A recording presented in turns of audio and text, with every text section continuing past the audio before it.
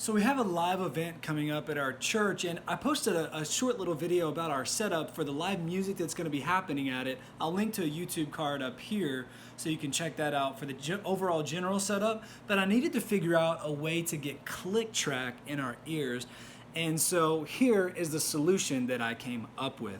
So we're using Ableton Live. Everything is being processed in Ableton Live, and so here's how we got click track in our ears. I set up a return track for each musician, and in this case we only have two, myself and one other person. And so one return track is labeled Matt Ears, which is me. The other one is the other guy's name and his ears. And so effectively what's happening, we have a return track for reverb, or a return track for delay, for a slap delay on vocal, and we have a return track for my ears and a return track for the other guy's ears.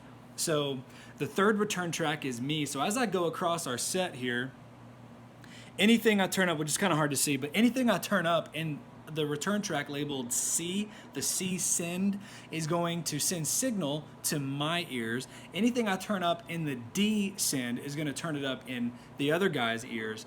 And so what I did is I created, so those return tracks, but for the click track, I created a MIDI track. And then for the audio 2, I had that set to sends only, so that I'm not hearing any signal from that actual track being sent to the master or any external output. I only wanted to have it be set to the sends. So I've got that set. And then I just have, however much click we need, we turn that up in the C send for me and then in the D send for the other guy. And over in our preferences output configuration, we have stereo outputs 1 and 2. That's what the master is, so that's what the audience would hear. Stereo output 3 and 4, that's going to be what I hear. Stereo output 5 and 6 is going to be what the other guy hears. So we have to make sure that all of those are enabled in our output configuration settings.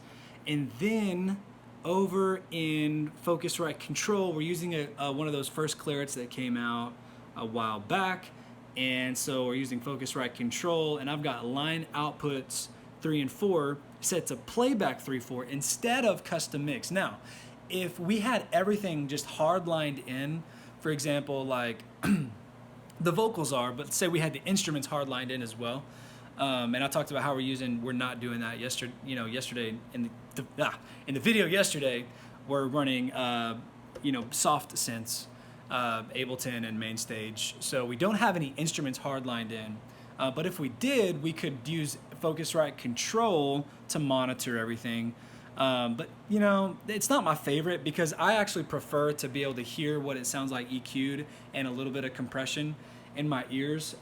It just helps, especially if my voice starts to go soft and stuff, or maybe I'm not able to sing as hard for the actual performance, so the compression can kind of help there. And it just kind of helps me know what it actually might sound like in the PA. So I prefer to hear a little bit of EQ and compression in my ears. And so with this setup, I'm able to do that.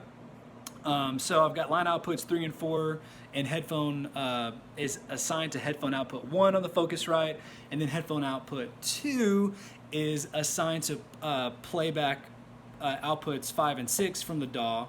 And so whenever the other guy plugs in his ears to headphone out 2, he'll hear anything that's being sent to output 5 and 6 from the DAW. So it's a little confusing, but it's more confusing to explain, I feel like, than it was to actually set it up. So one other thing with the vocals, again, we're processing everything with the computer, but we also are running a little bit of Lisetn just to kind of help bring things together a little bit. But it's super weird to monitor that in in-ears. I found, and maybe I'm just not a good enough vocalist to be able to have that in my ears. It just throws me off way, way too much. So I prefer to have untuned vocal in my ears, but I still want to hear EQ and compression. So I duplicated the vocal track. So we've got one for me and one for the other guy. And then I just deleted the instance of Lisetn on the vocal that's going to be sent to the ears for both vocals. So I've got one track labeled, I don't know if you can see it, probably not, but it's labeled Matt Live and then the other guy's name and his live. And then I've got an in-ear vocal for each of us with the Lisetn deleted, but still the EQ and compression. And then we just turn that send up in our ears, and then that's what we hear. So anyway, yes, I believe that's it. And yeah, one of the things that I realized as I was making this video a second ago, and I realized one of the issues that came up was I was using the actual Ableton click, and I had the Q output set to 3 and 4, which is only my ears, but then the other guy wouldn't be able to hear the click, which is no bueno.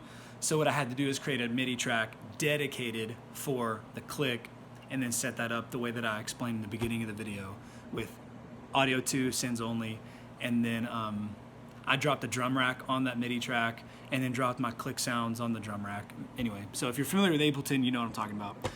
But if not, you might be like, what are you talking about? And why am I watching this video?